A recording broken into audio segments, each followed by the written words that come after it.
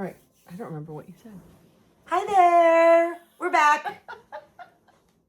Storage issue. You know what it's like, dude. Yeah. Oh my gosh. All I right. have so many pictures of my cat in my phone. I mean, it's like 9,000 photos of my cats. Yep. Well, we were talking about the reason Persephone got trapped down there was because once you eat something in the underworld, you are, you have to stay down there or something like that, right? Yeah. So he kind of tricked her with these pomegranate seeds, but so she must have eaten 6 of them. Yeah. I should know her story a little bit better, but I do believe it's because she did eat. For sure. So, Which is also very important. This is something that I've learned. When you go to bed at night and dream, set an intention not to accept any food or drink or kisses from unknown meetings of people. Whoa, weird. Why do I feel like I ate something in my dream last night? Oh, don't worry, you're getting clear. That's such a good one. Yeah. But so Demeter knows Persephone soon returns, and her cold grip releases to allow the ground to break and allow life to return. And in return, we give thanks to the earth and the goddess. Just like seedlings, we're ready to bust out of our own little dirt pile and just flourish. Everybody's ready to sprout up. There are some nice symbols kind of associated with the holiday. Of course, rabbits, because they're going to be back around soon. It's baby season. So they're being born. They're also dusk and dawn foragers, which is like super special and like so cute. I love them. And then the old rabbit in the moon. Oh, yeah. I don't know if y'all know. I don't really know the lore about that, but... The first time I ever heard about it was there was a Sarah McLachlan song that had a rabbit in the moon mix, and I was like, oh, really? And this was kind of around the time that I was learning about moon cycles and reclaiming the witch for myself. And yeah, like if you look at the moon, there's like a version of it looks like there's a rabbit in the moon. So just cool. Based on the lakes and craters and all of that kind of stuff. I'm sure there's a deeper meaning. That's so neat. Yeah, let us know if you find some information on Rabbit in the Moon and put it in the comments. Please do. We'd love to know more about it. Snakes are reemerging. I already saw someone post a little picture of a garter snake. And also, I'm still going to be using snake skin in most of my rituals up until the summertime, just as this, renewal, balancing, just the energy of the snake. So I have access to snake skin. So I love to use that. And if you are a witch that loves to use symbolic and metaphorical pieces and parts in your rituals, you would love to use snake skin. And you're always finding like foraged, naturally shed. But then you've got snake. I got the snake. Yeah, so I had a snake for many years. It was my brother-in-law's when he lived with me. I had her, so I started collecting her sheddings. But now he has her back, but he still gives me her sheddings. I love it. That was part of the deal. I was like, I'll give you back Snake. Oh. Yeah, he loves her, and I was like, okay, you take her back. Because I really needed a little inch of my heart back. Yeah, sure. My heart is like, love so much. Yeah. Just like to get that little piece back. I get it. Felt really good. Mm-hmm. And eggs. Who can forget eggs? Yes. Hey, fertility, eggs. But you can also use eggs for cleansing the body. I don't know if you've ever seen that, but people will take eggs and kind of Olympia. Yeah, kind of put it around the body, collecting any bad energy, any evil eye. And then what I've done before is just like throw it in a fire. You can take it to a crossroad. Yep, you can crack it at crossroads, or you can also crack it in a glass of water and let it develop like a Polaroid. And read the striations and how things are moving. It'll kind of tell you some things. Set an intention with the egg for it to kind of show you once it's cracked, but you'll see if there's blood or anything like that in there. So cool. And then you can take it to a crossroads and dump it, or love that. down the toilet, or however you want to give it back. For sure. Don't eat it. Not that one. That was an offering. And then some altar ideas. I always love just filling the altar and making it very extravagant, but for low cost. Like I'm going outside, I'm finding things. You don't need to put a lot of money into your altar to make it special and to make it unique to your own practice. So we're talking eggs, bread, seeds, honey, acorns, flowers, herbs, wines or tinctures, vinegars, tea. Yep. Tea, even a bowl of water, even a nice, clean little bowl or dish of water is a really nice offering. Stones, you might want to use rose quartz, amethyst, moonstone, jasper, aquamarine perhaps. Nice little pastel-y green. Right. So cute. Deities, obviously Ostara, Isis, Freya, any of the, I guess mid-season goddesses would be very happy to join you on this journey. Yeah, probably. Yeah, even Persephone and Demeter, flower crowns, planting seeds. Obviously, our triple F, fire, feast, and friends. Every holiday's about fire and feasting, y'all. The three Fs. The three Fs. And then cleansing. We've all heard of spring cleaning. Oh, yeah. So that's a big part of this holiday because you want to start the year off fresh. You want to start the year off energetically balanced, energetically cleansed. And what better way to do that than starting in your space? Yep. Because I know after this hibernation, even though I've still been busy AF, I've spent a lot of time in my home. And I just want to get things, starting anew.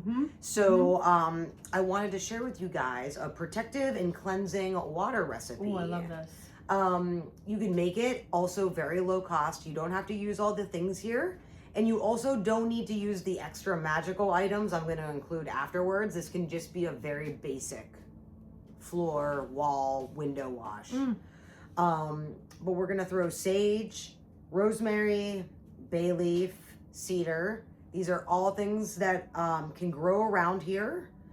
Cedar has been thriving all winter long, so I'm sure they'd like a little visit.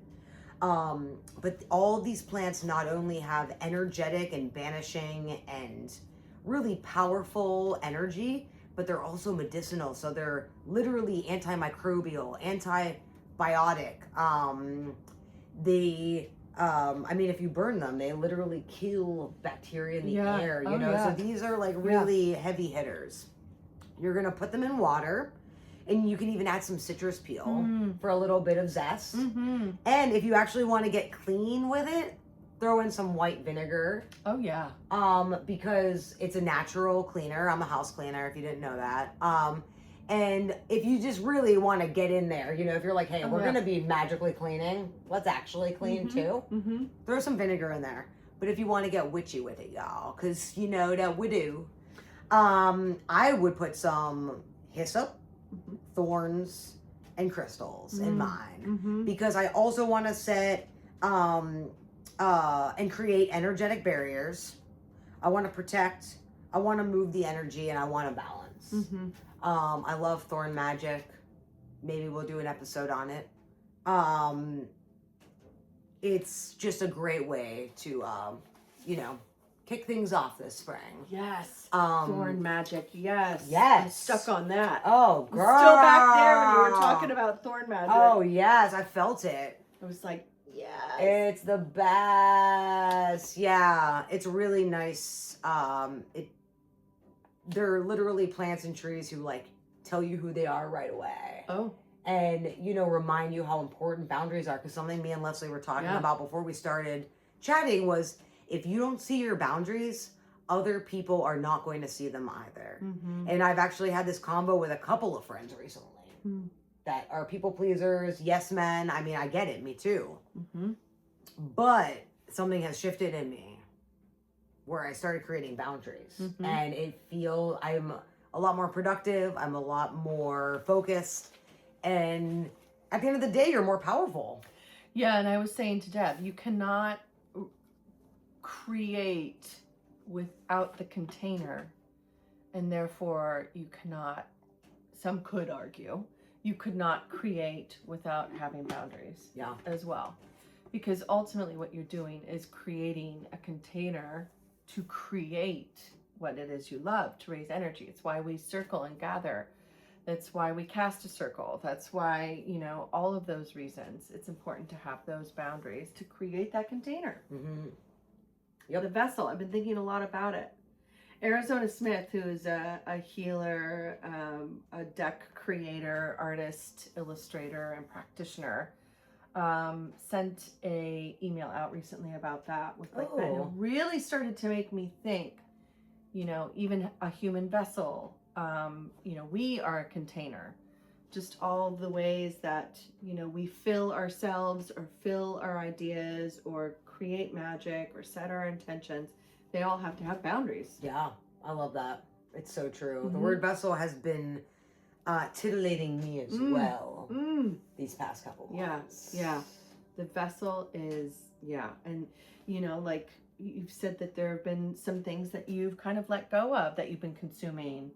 That's also a part of keeping that vessel like clean. We're talking about renewal and spring cleaning. Like, go on a personal detox yourself. Maybe you want to just fast safely. Of course, always check with your professional crew. But yeah, I mean, I'm certainly very curious about also like detoxing my body and clearing and cleansing my body, and very careful about what I'm putting in the body. You were saying you've been wanting to get more of those green, hearty, more vegetables, greens y'all, and veggies and stuff, and just finding ways to get them in. So yeah, anyway. I love that. Well, and also we were talking about how astrologically, this is the time to cut it out. Oh yeah. This is it. Yep. I think it's time. Yeah. Do you want to take it away? Yeah. So, right now as we're filming this, we have a lot of planets in Pisces, but we're also nearing the end of our Pisces season.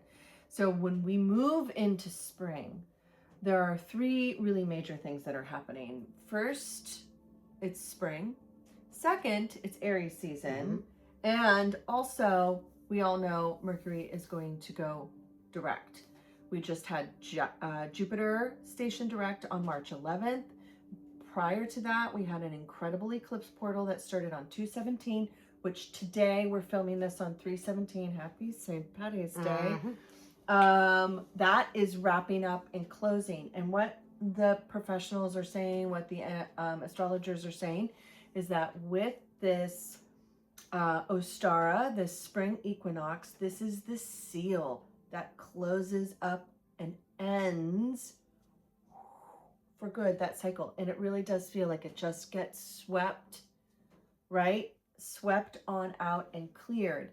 And I was telling Deb earlier, I feel like I'm at the beginning of a starting line.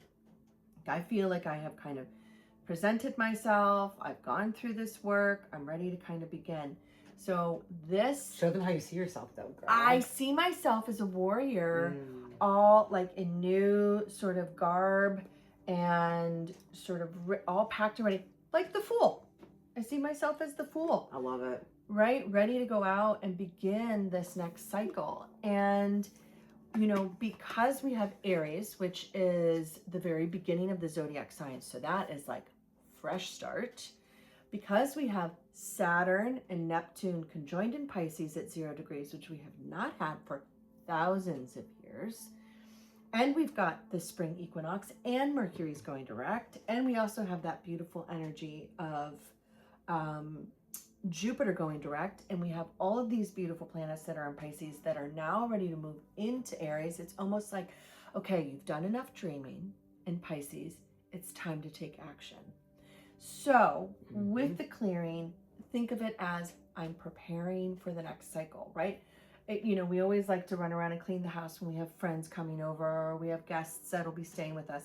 think about this as clearing it for you, clearing it for yourself, so that when you're ready to kind of really begin to share the projects that you're working on and begin to really open up to what you're creating, you can be free to do that. No other baggage.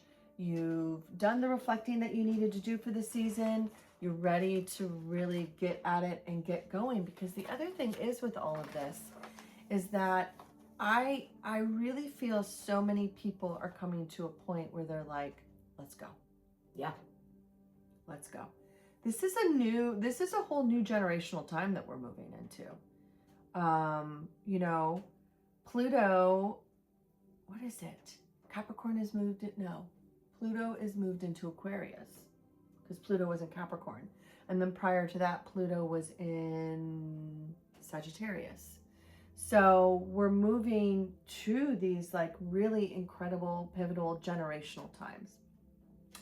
So Pluto in Aquarius is like innovation and imagination, because Uranus rules Aquarius, and Uranus is like Mercury on steroids. Yo.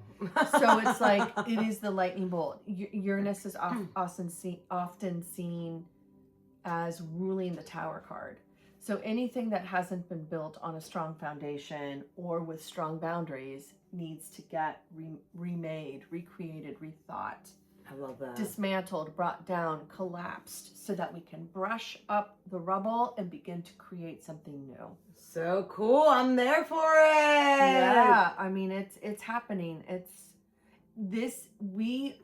With this, and this is the last thing I'll say, but like with this sealing of this portal and stepping truly into not just a new season, but a new time, a new chapter, a new era, you know, this is where we really need to choose. And I think the biggest important thing about coming into this weekend is to know that you are crossing a threshold. Let's be intentional. So spend some time this weekend reflecting, clearing, thinking about what you're bringing to this next chapter. I love that. Not just for yourself, but for humanity, for your community, and for the change that you want to see in the world. Yep. It is a time to choose love or fear. And I am on the side of love all day, every day. Same. So we're narrowing, you know, as Pam Gregory says, there are 8 billion timelines out there. We are narrowing them down to 2. Crazy. Fear or love. Which bus do you want to be on? Those lower vibrational energies are falling off.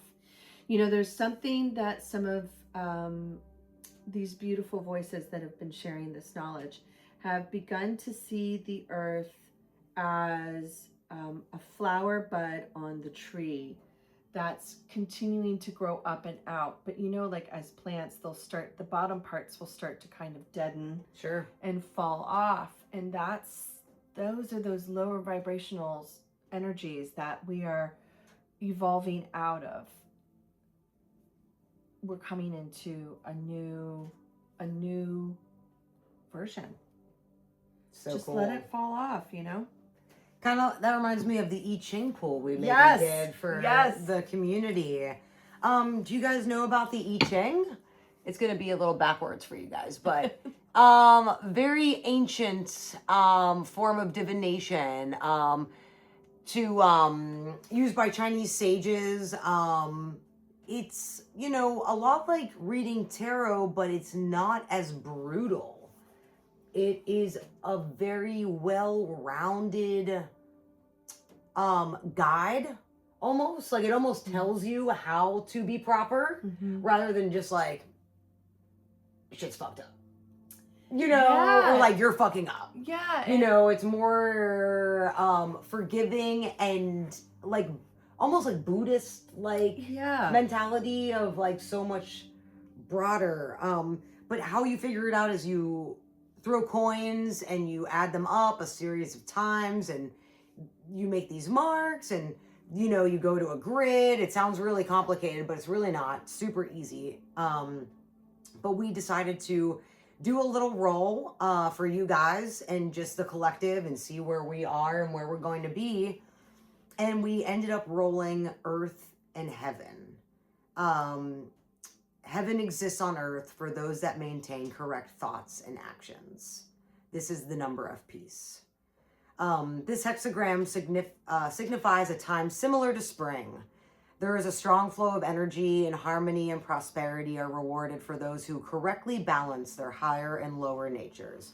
Just kind of what Leslie was referring to, those little tiny dead things, you know? That's the lower nature. It's by remaining aware of our inferior self while ensuring that the superior self governs our conduct that we arrive in a state of peace. See yourself as a young tree now. The ground around you is fertile, sun and water and wind are plentiful. By maintaining your focus on moving upward towards light, clarity, and purity, you can reach great heights. If you become entangled in inferior things, you will not enjoy the full benefit of this gracious hour. Stay balanced, innocent and correct, and good fortune is assured. I just love that. It's so true. Tell them the numbers. Oh, we rolled. So you can either roll series of odd or even numbers. We rolled 777 888. I feel like my friend Amos will like that one. Oh, yeah. You know, and 777 is a number of miracles and blessings that want to come in and meet you. It's, 8 is like such a magical number as well. Yep, and 888 is all about abundance and moving toward, you know, it's strength. It's it is movement.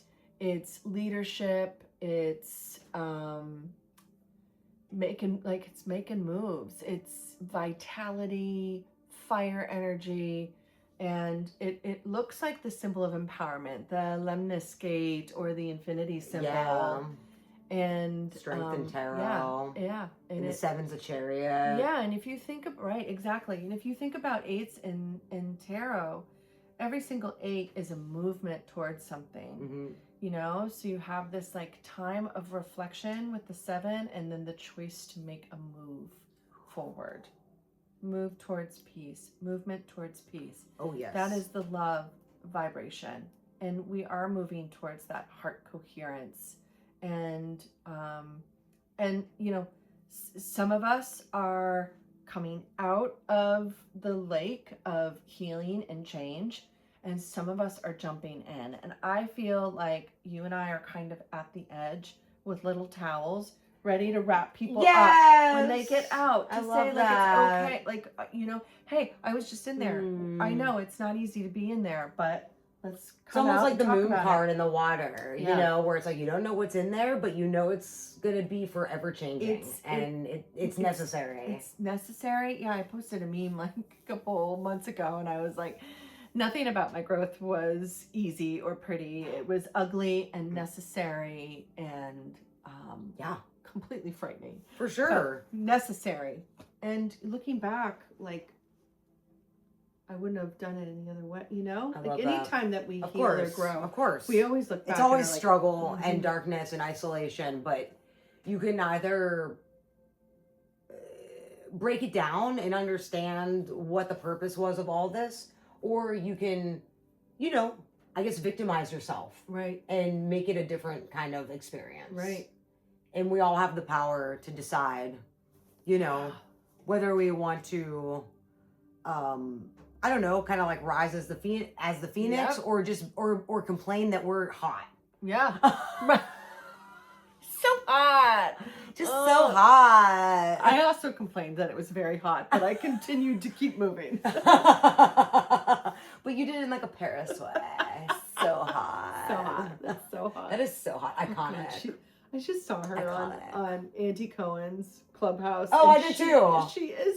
She's so ridiculous. She is a whole. When she was one of the mirrors. Yeah. Oh my gosh, she's crazy. She couldn't stop like looking at herself and like. It's insane. But you know what? That's her. It's her. I know. It's not even like it's like a fake face or whatever. Like that's literally who she is. So in a way, I'm just kind of like, okay, you're doing you. You do you. You do you. She's entertaining. Very. And so I watched The Housewives too. Well, you do Oh, too. of course. And Kathy's hilarious. I mean, Oh Kathy, my God. I'm sure they're all problematic. Oh, yeah. But like, I'm definitely sure they're all problematic. But they really are living under a rock. Insane. Living under a rock. Insane. So freaking funny. I'm glad we can share that. Yeah. Real Housewives. If you guys are fans, Realness. you know, just let us know. It's our guilty pleasure. We Yeah. don't even care.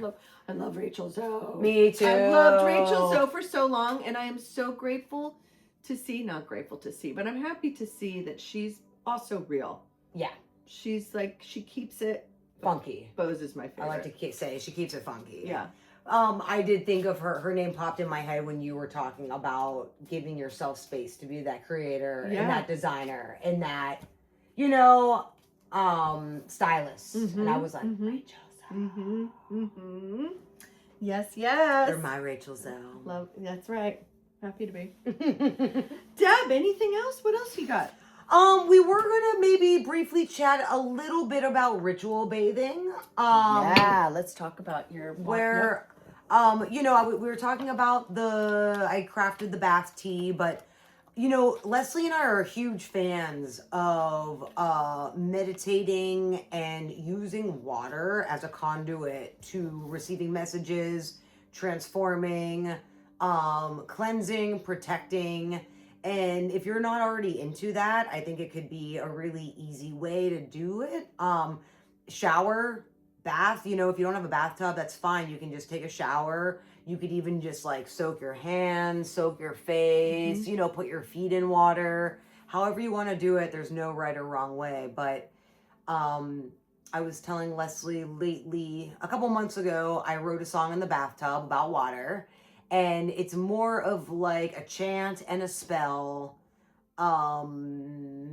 that commands, you know, the cleansing and the protection of the water, but also in a poetic way talks about the connection we have, you know, and so it's very personalized and very fun, but I sing it over and over again when I'm in the bath. And then on the shower door, I've etched this pentagram in a circle so many times that it's just in the soap scum now. Love it. I can see it. I just see the shadow face of my cat behind it. But to be honest, I've noticed a change in my vibration, in the way that I think, in the way that I speak, in the way that I craft, ever since I started doing this. And it's because I've been doing it twice a week, every week for months. And it's a practice that I can commit to. It's a practice that is just mine. I don't need other people to do it. I don't need anything fancy. It's just the water and me. And then a lot of times I take that water and I water my plants with it. Yeah. Because I don't use soap half the time in the bath because I want to use the water. But if you're going to be getting soapy in there, don't water your plants with it. But yeah, just an example of a way to use the act of showering, which is something we do as often as you'd like, to do magic and to set those boundaries, to set energetic protection, and just connect with the water. One of the most primal sources. Yeah. Yeah. And even like leading up to the bath, anytime you're washing your hands, bless the water, drinking your water, charm your water. You know, water is programmable. Yeah. There have been doctors that have done study upon study, screaming into water, saying terrible things, and then looking at it under a microscope, and it's just like very chaotic, as opposed to singing to it or whispering words of love, and that creates these softer shapes that come together. So I was telling Deb, like, what I also do, because I do a lot of salt baths, so I can't really reuse that water, because I do a lot of work with magnesium and salt baths, because it helps my anxiety. And I will always get down low and whisper words of love and thanks and a blessing to the water, to rush back to the earth, to feed Mother Earth, to feed all of the plants, you know, to nourish us, and to kind of bring love through the sewers of our cities. They're like little veins. Yeah, like little veins to just, why not? Why not? Why not thank it? Why not bless it and love it and tell it, tell it things just as much as like you should go to your trees and tell your trees what's going on in the world and what, what's wrong and the horrors that we're facing right now. The trees will tell other trees. Just start doing it. It's like Lord of the Rings. Yep. And tell the water that as well. I mean, the elements are elementals. Yeah. They are alive. So cool. Yeah. I love it. So work with the water and a little homework for you guys. A little homework. Too, even if you're taking a shower, like bless in the shower. For sure. Anyway. A 3-minute shower, it can still be 20 seconds of wow. Yeah. This water is so ancient and such a flowing communication of me with everything around me, Absolutely. Yeah. Absolutely. And if you're in a pinch and you're somebody that's like, oh, I'm not really great at like taking a bath or anything like that. Well, then every time you wash your hands or wash your face, anything, just anything, start to become like, make it a habit. Now here we are also too on like the cusp of the spring equinox. Like allow this to be the stone you turn over that says, all right, everything I do now, I'm going to be intentional. I'm going to bless my water. I'm going to wake up every morning with thanks in my heart, and I'm going to start the day in that way. It changes everything. Have fun with it, and you really will. You'll start to see a change. For sure. Let us know if you do, because we want to know. Yeah. And any ideas you have, also put in the comments. Please do. Yeah. And subscribe. Like and subscribe. Like and subscribe us. Shall we yeah. close it out with a card? Yeah. Well, this one jumped out, but I also want you to grab one and read it. Bling, bling, bling, This is the Magic Flowers Oracle by Christine Blystone. I absolutely, if you know me, you know how much I love this. They're beautiful, beautiful cards. So pretty. They're plant allies, and then they have poems on the back. So I have beautiful. one. What's yours? Hellebore. Oh my God, it's one of the first spring flowers. There we have it. Oh, I love that. All right. Do you want to read yours first? I got lemon balm. Oh, I was already talking about them. One of my favorite plants. Look at yours matches you and mine matches me. Aw, cute. Reset the clock, says the healer. I know. And find the truth. A plunge into a soothing pool of abundant joy and emerge anew, radiantly steeped in glimmering hope. We have just been getting stuff like that has been on the money. You and I. I'm saying. We be making magic over here, y'all. A winter goddess, a respected elder, a compass in the shadows. Embrace the still nothingness, she whispers. Allow your heartbeat to guide you back to your whole self. Wow. Look how lovely that is. Oh, she's such a wise plant. Oh my gosh. Wow, cool. Yay, very cool. Thank you for sharing that. Oh, that's awesome. Well, thank you for joining us for another installment of We Are Witches. We're going to have a bunch of great offerings this year. Yeah. Since we're getting awoken. We're coming back to life. We're shaking off the dust. We too are going to be coming up with some fun workshops, just ways to get us together, ways to get us crafting, ways to get us connected to our witches side. I'm ready for it. I'm ready for it. Thank you, Les. Love you. Love you guys. Peace. Peace.